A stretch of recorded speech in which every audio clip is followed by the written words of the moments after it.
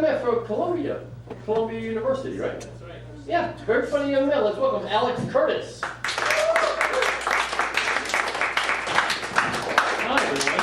How are we doing? Good, great. Thank you for having me.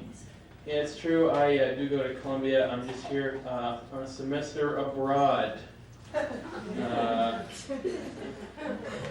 It's my nickname for almost dropping out of school and then being able to pull it together and come back. Anyways, guys, enough about my personal life.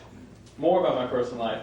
I go to Columbia. I'm at school. I have a lot of white friends at Columbia at school,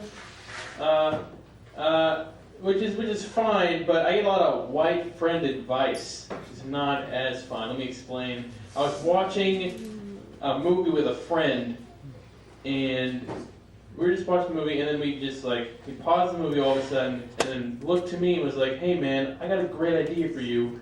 You know what you should get? Cornrows." I read for pleasure. I'm not trying to be confused with Coolio in a lineup. I'm not trying to get a cornrows hairdo. That's terrible. He only said that because I'm a black guy, too. He's not saying that because it would look good on me, right? Right, like what's he going to say next? I thought about it. You know what you should do after college? Hard time.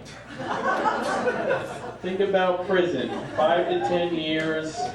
Get some nice R&R time away from those kids I'm sure you have. You scoundrel. Yeah, that's true. Hey, can I make a confession to you, sir? Sure.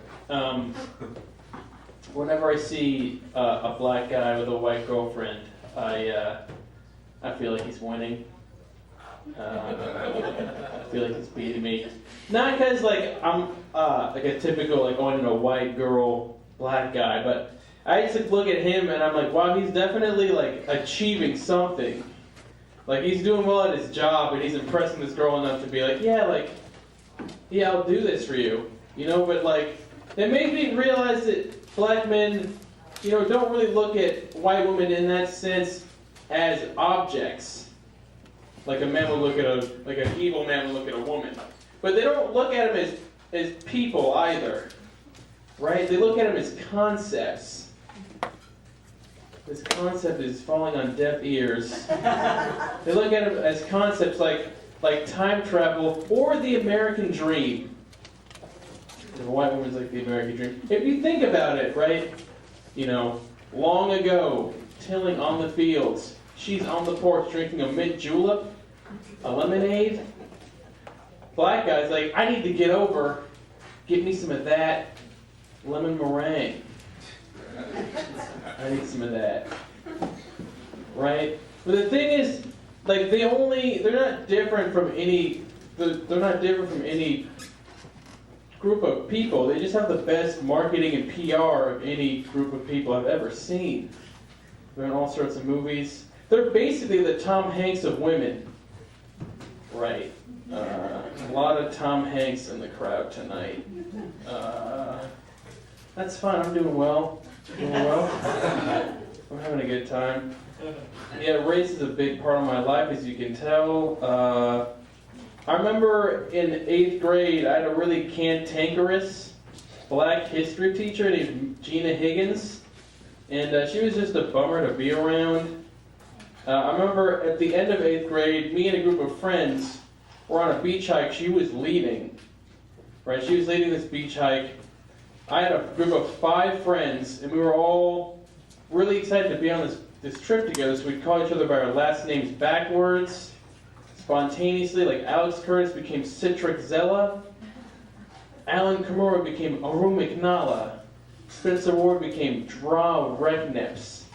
Together we were this alien Islamic terrorist syndicate of revelry. And Gina Higgins, our group leader, was like, hey, what about me? What's my name? And we were like, this old woman's trying to have fun with us, but it's weird. Then they just looked at me, and I was like, Gina backwards is A-N-I-G. A-N-I-G? I'm not trying to call my history teacher the N-word backwards. This isn't good. So I came up with a creative solution and said, your name is Anish. Your name is Anish now. But then she's like, what about my last name? And I was like, Snigga! Oh, that's the story of my bat mitzvah, guys. Thank you so much. That's it.